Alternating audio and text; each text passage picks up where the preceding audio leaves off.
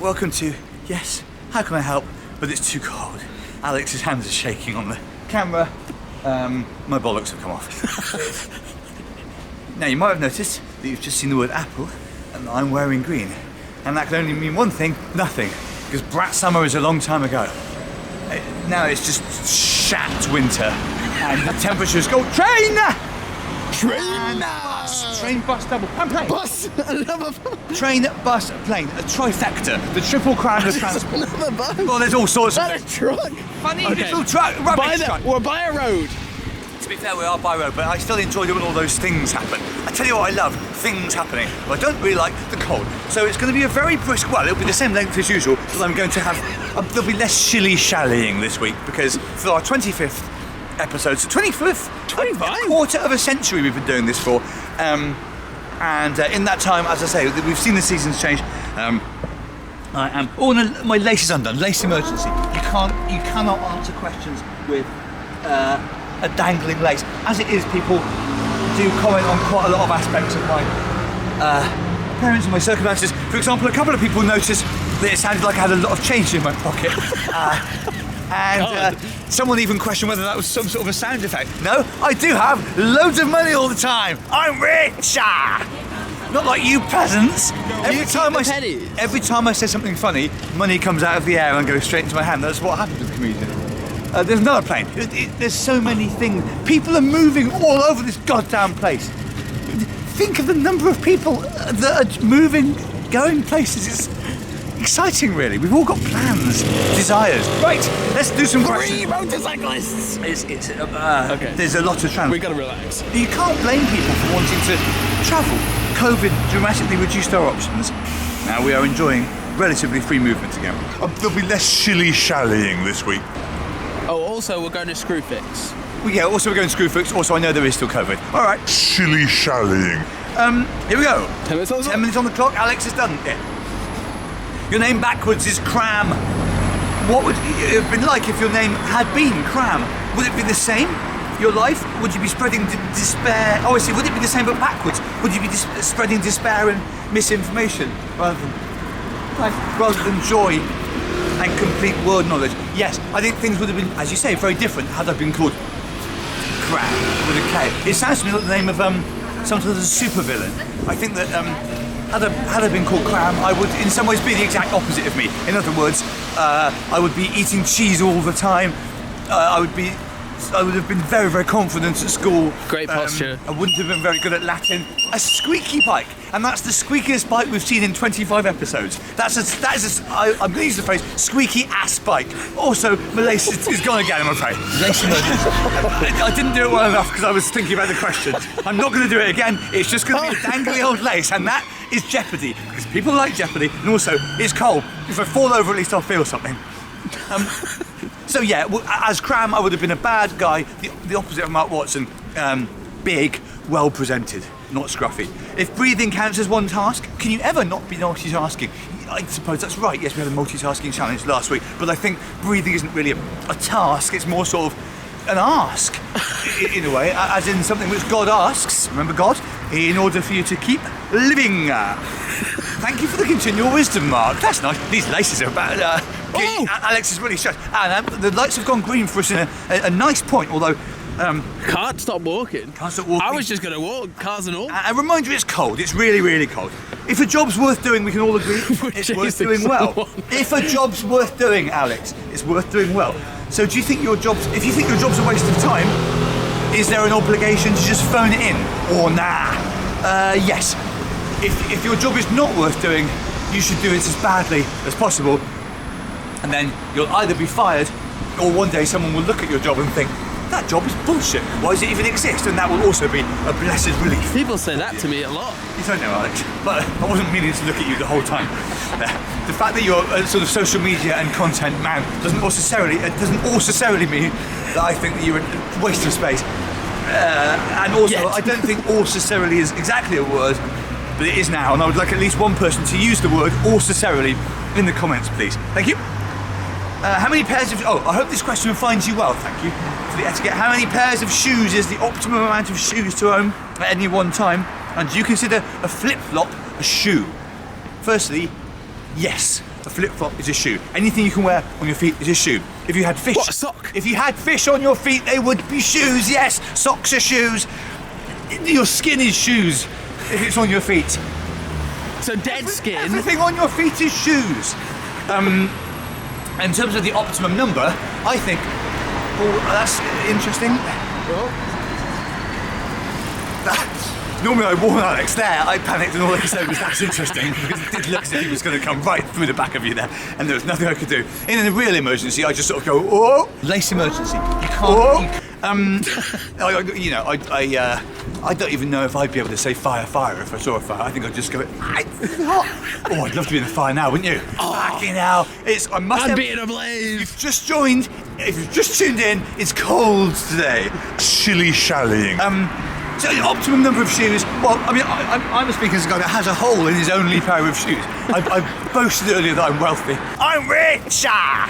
But first I'm not, and also, I never have very many shoes. So I'm maybe not the person to ask, except yes, I am the person to ask, because I know everything. This is the premise of this. Oh yes, shoes puddle.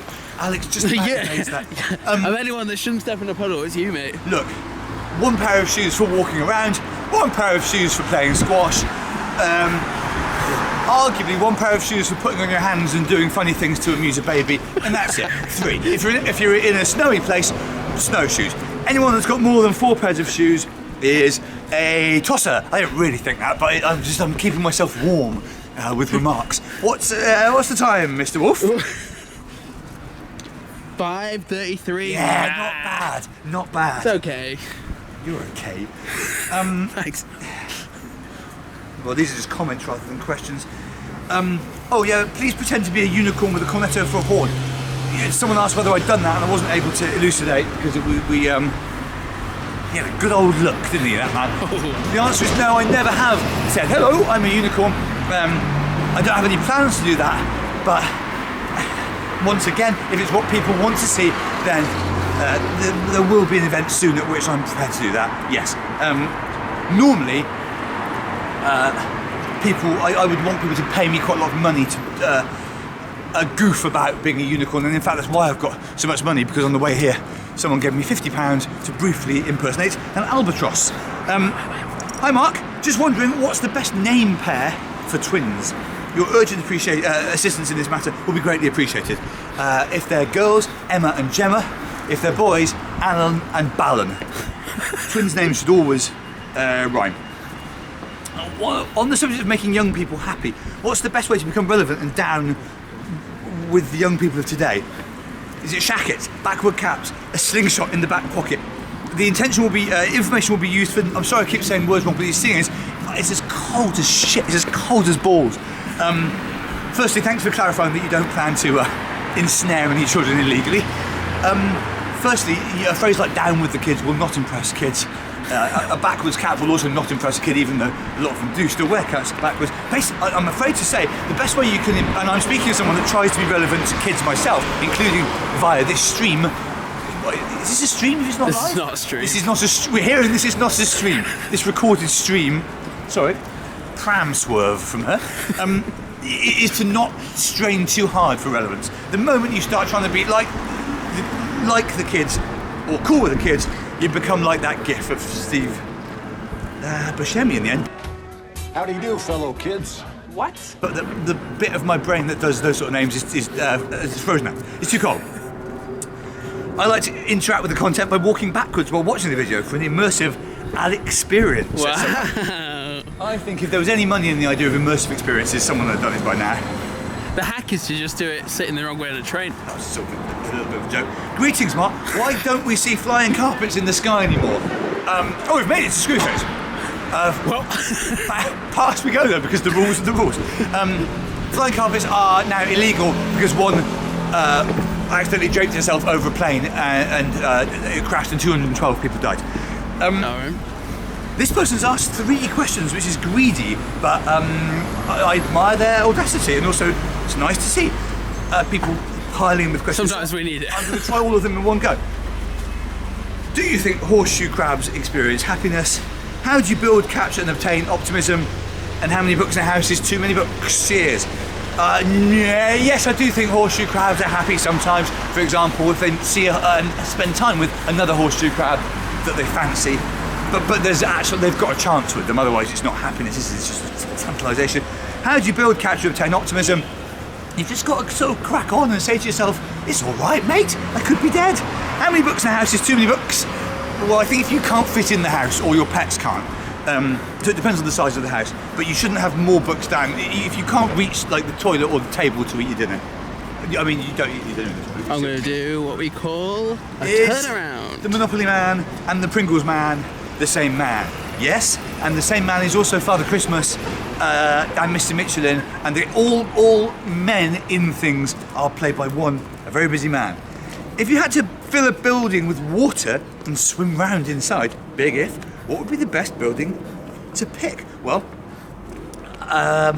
firstly, it would be a huge undertaking to fill a building with water on your own, so I think you're looking for a manageable size building. I'd say a barn might be quite nice to fill with water, but I must emphasise it's colder, so I don't know anything anymore because of the freezing fucking cold.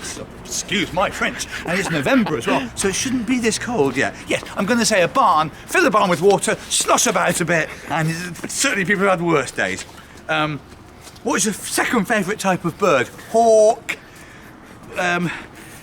Oh, the Wordle. The Wordle that Alex was trying to do and grappling with it was a mad one, wasn't it? It was do you remember? It was uvula. Yeah, uvula. Which is, of course, what you dangle at the back of your mouth. I knew what that was. It's one of these little friends. You just assumed I didn't know what it was.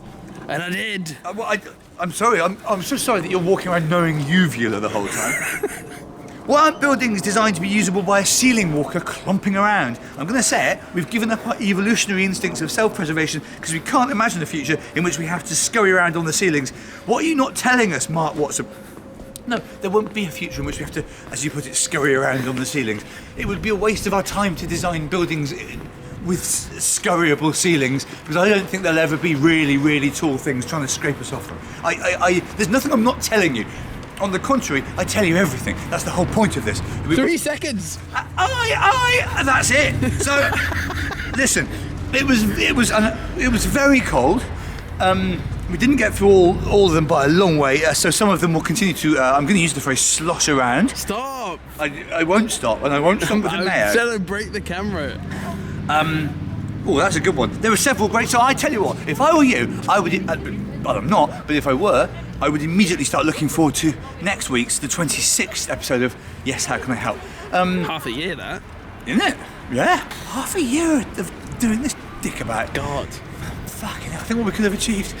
So much. But it's only 10 minutes at a time, isn't it? But then the editing that you do and everything like that. You know. The amount of green screen files I have to download. Absolutely. Yeah, well, yeah. I wonder what you're going to do with this one. Thank you very much, as ever, for your interactions with the content. Someone has been naughty. Woo! Someone's been naughty. I was going to say someone has been naughty or someone is poorly, but it's not. We're hearing it's naughty. Race emergency. Thank you for your interactions. Please, as always, do leave comments to be tackled in future episodes. You can also find me on, I mentioned last week, the new, it's not new actually, but Blue Sky, as well as still on Twitter and Instagram and so on. But the best way to do the questions we've found is simply here, in the unique ecology we call Yes, How Can I Help? And I hope that this episode has demonstrated that even if it is much too cold for anybody to answer your questions, and even if their lace is sort of dangling pitifully on the curb, just as it was true in high summer, and it is true now as winter's claws approach, I will always be here to help. Thank you, Alex. Remember I thanked you the other week and it was weird. Yeah. I'm going to do it every other week now. Oh. Good old Alex. There'll be less shilly-shallying this week.